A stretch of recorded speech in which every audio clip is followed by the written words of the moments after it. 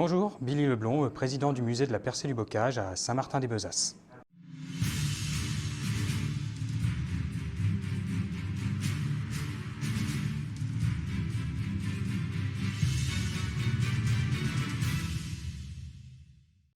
Un autre objet ici qu'on a dans le musée, c'est la plaque qui a servi à faire les deux matrices pour les plaques présentes sur le pont du Taureau à Béni-Bocage. Le pont du Taureau, qu'est-ce que c'est?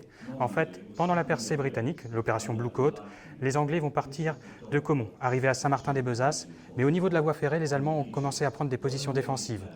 Par chance, une unité de reconnaissance va réussir à traverser les lignes allemandes, avec 3 véhicules. Un premier tombe en panne, 2 autres suivent, et grâce à la poussière d'un blindé allemand, ils arrivent à se camoufler derrière et arrivent jusqu'à la Forêt-l'Évêque.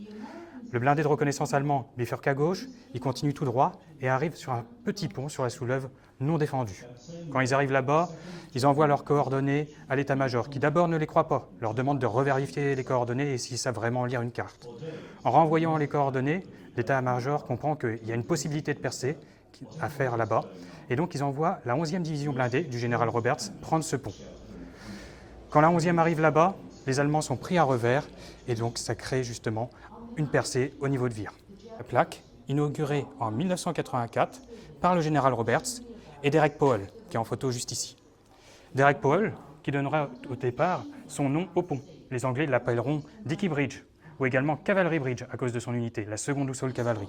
Mais finalement, en 1984, on l'appelle Pont du Taureau, parce que c'est la 11e division, dont le symbole est un taureau sur fond jaune, qui a profité pleinement de cette percée grâce à eux.